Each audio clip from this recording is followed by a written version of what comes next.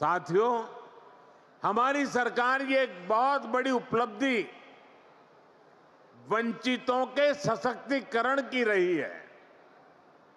उड़ीसा में तो बहुत बड़ी संख्या में हमारा जनजातीय समाज रहता है, लेकिन दुर्भाग्य से अतीत में आदिवासी समाज को निरंतर उपेक्षा मिली। उनके हिस्से में पिछड़ापन रहा, गरीबी रही, अभाव रहा। लंबे समय तक जिस पार्टी ने देश पर शासन किया, उसने आदिवासियों को अपनी राजनीति के लिए इस्तेमाल किया। इन लोगों ने आदिवासी समाज को न विकास दिया, न भागीदारी दी। इन लोगों ने देश के बड़े हिस्से को नक्सलवाद, हिंसा, अत्याचार की आग में धकेल दिया। साथियों, हालात ये थे कि 2014 से पहले तक देश में 125 से अधिक आदिवासी बाहुल्य जिले नक्सली हिंसा की चपेट में थे। आदिवासी क्षेत्रों को रेड कॉरिडोर के नाम पर बदनामी दी गई थी। इनमें से अधिकतर जिलों को पिछड़ा घोषित करके पल्ला झाड़ लिया गया था। भाइयों बहनों, बीते वर्षों में हमने आदिवासी समाज को हिंसा के माहौल से बाहर निकालकर विकास के नए पथ पर ले जाने का काम किया है। भाजपा सरकार ने एक तरफ हिंसा फैलाने वालों के खिलाफ सख्त एक्शन लिया, दूसरी तरफ आदिवासी क्षेत्रों में विकास की नई गंगा बहाई।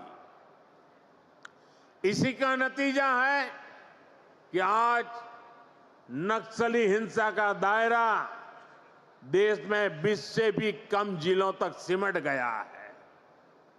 और जिस तेजी से कार्रवाई हो रही है, उससे बहुत जल्द ही आदिवासी समाज को हिंसा से मुक्ति मिलेगी। देश में नक्सलवाद खत्म होगा और ये मोदी की गारंटी है।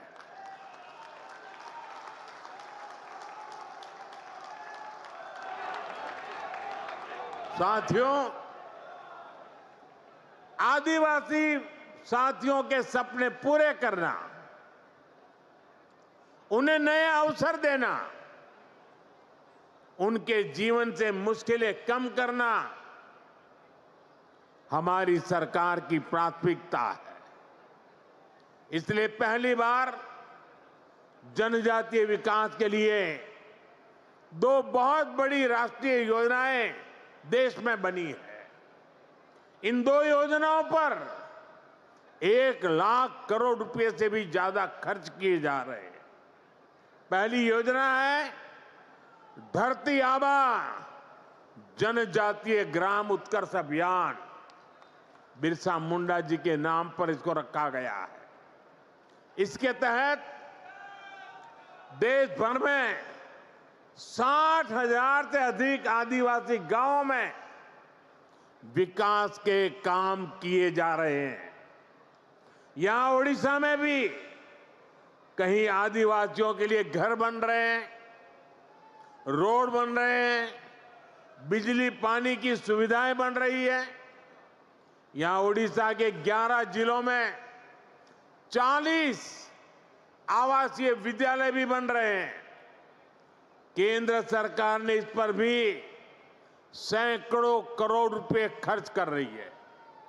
साथियों, जो दूसरी योजना है उसका नाम है पीएम जनमन योजना। इस योजना की प्रेरणा ओडिशा की धरती से आई है।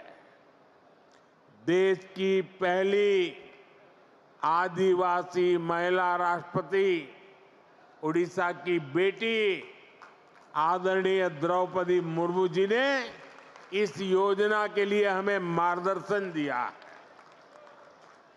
इस योजना के तहत आदिवासियों में भी अति पिछड़ी आदिवासी जातियों की मदद करने का काम हो रहा है। इनकी अनेक छोटी छोटी आदिवासी बस्तियों में सैकड़ों करोड़ रुपए के काम हो रहे हैं। साथियों, ओडिशा में बहुत बड़ी संख्या में हमारे मछुआरे साथी रहते हैं। उनके लिए भी पहली बार